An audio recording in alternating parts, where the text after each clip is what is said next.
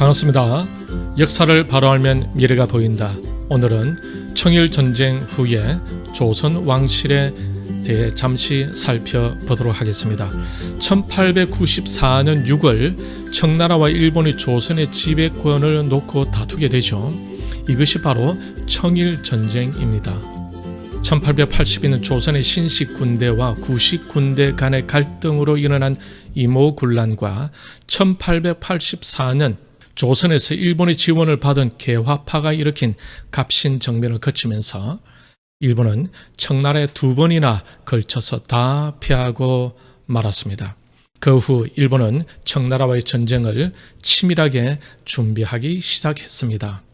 지난번에도 말씀드렸지만 일본은 러시아를 두려워하고 있었습니다. 러시아가 겨울에 얼지 않는 항구를 확보하기 위해 한반도로 진출하게 되면 결국 일본도 침략당할 수 있다고 생각했기 때문입니다. 그러니 일본이 이러한 위험을 미리 예측하고 일본이 러시아보다 먼저 한반도를 확보해야 했던 것입니다. 그런데 러시아가 시베리아 횡단 철도를 계획하고 있다는 정보를 얻게 되자 한반도 확보에 대한 일본의 관심은 더 빨라지게 되었습니다. 그런데 문제는 조선과 청나라와의 관계였습니다. 그 당시 청나라는 조선의 종주국으로 조선을 청나라, 즉 중국의 속국으로 생각하고 있었습니다. 그래서 일본은 먼저 조선을 청나라로부터 해방시키는 것이 급선무라고 여기고 청나라와의 전쟁을 피할 수 없는 것으로 생각했던 것입니다. 이때 마침 조선에서 동학농민 봉기가 일어나게 되고 그러면서 한반도에서 청나라 군대와 일본 군대가 부딪히게 됩니다. 그래야 청일전쟁이 시작된 것이죠. 이처럼 동학농민 봉기는 좋은 의미는 가졌으나 결국 외국의 세력을 한반도로 불러들이는 역할을 하게 되었고 결국 그 봉기를 시작으로 조선이 만국의 길로 들어서게 되었던 것입니다. 이 청일전쟁에서 일본은 압도적으로 승리를 하죠. 일본은 랴오둥반도, 바레만, 산둥반도를 장악하고 북경 텐진을 위협하고 남쪽에는 평우섬을 점령합니다. 그 후 미국의 중재를 받아들여 청나라와 조약을 맺죠. 그 조약이 바로 시모노세키 조약입니다. 일본은 성전의 대가로 그에게 배상금과 중국의 영토인 랴오둥반도, 타이완, 평우섬을 할양받습니다. 그런데 문제가 하나 생겼습니다.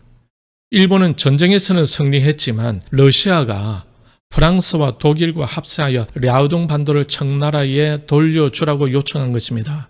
랴오둥반도를 내놓지 않으면 즉시 일본 본토를 공격하겠다고 협박하였습니다. 이러한 협박을 당한 일본은 러시아와의 전쟁을 피해야 했었기 때문에 그 요구를 들어주어야 했던 것입니다. 그러면서 엄청난 수모를 당하게 되죠. 이때부터 일본은 러시아와의 전쟁을 위해 10년간의 집중적인 준비에 들어갑니다. 일본 정부 관계자들은 1905년에 러일 전쟁에서 승리하기까지 10년이라는 세월 동안 러시아를 가상적국으로 설정하고 대대적이고 급속한 군비 확장에 나섭니다. 일본은 먹지도 마시지도 않고 군비 확장, 군사력 증강에 돌입했다고 김용삼 기자는 말합니다. 이때 일본이 랴오둥반도를 청나라에 돌려주는 것을 조선 왕 고종과 민비가 보고 있었습니다. 러시아의 말 한마디에 전략적인 요지였던 랴오둥반도를 돌려주는 일본을 보면서 러시아를 무소불위의 힘을 가진 나라로 생각하게 되었고 일본에 대해서는 재기불능의 나라, 일본은 조선을 지배하기에는 더 이상 어려울 것이라고 판단합니다. 고종과 민왕후는 일본이 조선을 보호국으로 삼으려는 정책에 정면적으로 도전합니다.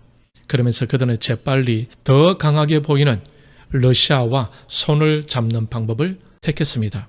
나중에 일어날 일을 전혀 예측하지 못한 채 말입니다. 10년 후에는 러일 전쟁에서 일본이 이기게 되지 않습니까? 그런데 그렇게 될 것을 예측하지 못하고 현재 러시아가 강하게 보인다고 덥석 러시아에 손을 내민 것입니다. 사실 이 러시아의 한반도 진출은 그 당시에 세계 패권 국가였던 영국의 관심사이기도 했지 않습니까? 러시아의 남하를 늘 막고자 해왔던 영국에게는 굉장히 민감한 부분이었습니다. 러시아의 남하는 영국뿐만 아니라 미국, 일본에게도 굉장히 민감한 사항이었던 것입니다. 이러한 국제 정세를 아는지 모르는지 조선은 일본을 무시하면서 러시아에게 덥석 손을 내밀었던 것입니다. 이러면서 러시아를 한반도로 초대하게 되죠. 이렇게 하면 고종과 민왕후의 생각대로 조선의 평화가 시작될까요? 아니지요. 오히려 더 큰 풍파가 일기 시작했습니다.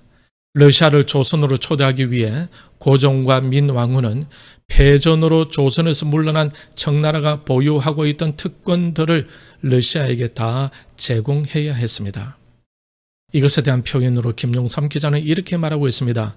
일본이라는 늑대를 물리치기 위해 그보다 훨씬 더 사나운 맹수를 안방에 불러들인 꼴이 되었다. 조선의 이러한 친러시아 정책은 일본으로 하여금 더 긴장하게 만들었습니다. 이것은 일본이 오래전부터 우려해왔던 부분이 아니었습니까? 러시아가 한반도로 진출하게 되면 반드시 러시아는 일본을 침략한다는 것입니다. 일본과 영국이 최고로 우려해왔던 것이 실제로 일어나게 되었습니다. 이제 한반도에서 일본의 영향력을 견제하는 세력은 중국이 아니라 러시아로 대체되었습니다. 고종과 민왕후는 일본의 구속으로부터 탈출하기 위해 베베르 러시아 공사의 권유를 적극 수용합니다. 미국 공사 알렌은 조선에서 미국의 이권 확보를 위해서 러시아와 조선 왕실이 일본을 배척하는 것에 같이 동참합니다. 러시아 공사 베베르의 부추김을 받은 민왕후는 친러시아파를 중심으로 국정을 운영하면서 노골적인 반일 정책, 일본을 배척하는 정책을 추진하였습니다. 민왕후는 조선이라는 나라와 왕권을 보호해 주겠다는 러시아의 약속을 굳게 믿고 있었던 것입니다. 그 결과 한반도에는 러시아의 영향력이 급속히 높아졌겠죠. 조선에 대한 일본의 통제력은 현저히 낮아지는 것처럼 보였습니다. 그러면서 일본 정부는 일본의 본토를 지켜야 한다는 긴장감이 날로 더 강해져 가게 되었던 것입니다. 이때 일본 정계의 거물이었던 이노우에 가오루가 주한 일본 공사에서 물러나면서 후임의 외교의 문외한이었던 군 출신, 강경파 인물로 알려진 육군 중장 출신 미우라 고로를 후임으로 주한 공사로 내정합니다. 이 새로운 주한 일본 공사 미우라 고로는 당장 러시아와 전쟁을 할 수 없는 처지에서 두 가지 대책을 세웁니다. 첫째, 협상을 통해 러시아의 조선 지배를 저지하거나 둘째, 비상수단을 동원해서라도 러시아와의 연결고리였던 민비를 제거하는 것이었습니다. 여기서 일본은 두 번째 안을 실행하기로 결정합니다. 그런데 왜 고종이 아닌 민비를 제거하려고 했을까요? 조선의 국왕은 고종이었는데 말입니다. 모든 국사에 대한 책임을 지는 자리가 국왕이지 않겠습니까? 러시아를 끌어들여 일본을 물리치는 정책도 최종적으로 고종의 책임에 속한 것이 아니었겠습니까? 그런데 왜 고종이 아닌 민비를 희생양으로 삼았을까요? 김용삼 기자는 이렇게 의문을 던지고 있습니다. 갑신정변 이전인 1884년 중반부터 이미 대외 문제는 민비가 좌우하다시피 하고 있었다고 합니다.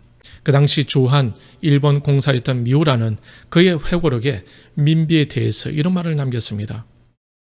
여성으로서는 드물게 재능을 갖춘 호걸과 같은 인물이라면서 사실상의 조선의 국왕은 민비라고 평했습니다. 미우라의 회고록에 또 이렇게 기록되어 있답니다. 나도 가끔 궁정에 갔지만 조선에선 부인이 남자를 만날 수 없게 되어 있으므로 왕비는 나 같은 사람들을 만날 수 없었다. 처음 한 번, 두 번은 국왕의 의자 밑에서 무언가 소리 나는 것 같았는데 그것은 왕비의 소리였다. 왕비는 국왕 의자 뒤에 발을 열고 그곳으로부터 입을 열어 국왕에게 무언가 지시를 하고 있어 사실상의 조선의 국왕은 왕비라고 해도 좋을 것이다.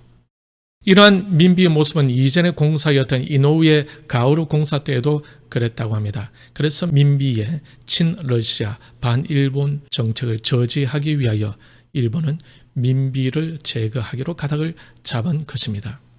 주한 일본 공사관에서 왕후 시에 참여한 인물 중 일본 공사관 소속원 어로는 조선 문제 전문가로 알려진 서기무라 후카시, 1등 서기관, 공사관, 무관 겸 조선 군부 고문 구스노세 유키이코, 영사관보 호리구치 구마이치, 영사관 경찰서장 오기와라 히데지로가 참여했다고 합니다.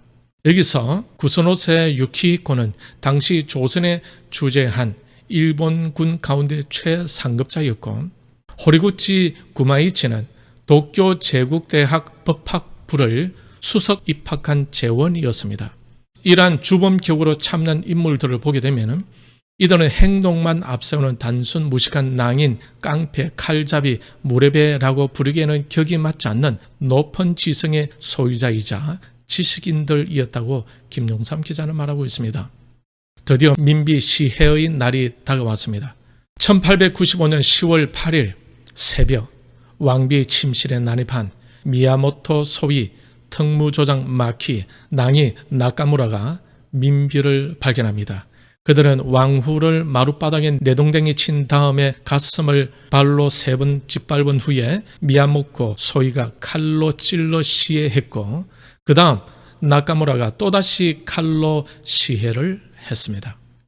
시해된 왕비 시신은 문자 위에 얹어 이불로 덮은 다음 건청궁 동쪽 녹원 숲속으로 운반했습니다.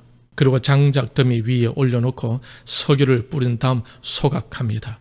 타다 남은 유골은 근처 연못인 향원지에 던져버렸다고 합니다. 혹시라도 증거가 남을까 걱정이 되자 연못에서 유해를 다시 건져내어 왕궁 안 소나무 숲에서 석유를 붓고 또다시 태웠습니다. 그래도 타지 않은 유해는 소나무 숲에 파묻었다고 합니다.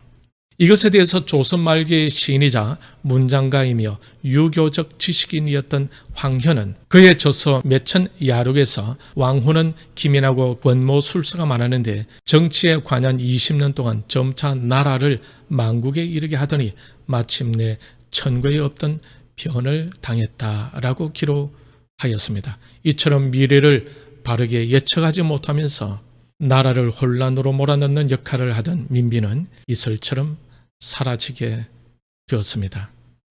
그 후 조선은 더 혼란 속으로 빠져들어가게 되었습니다.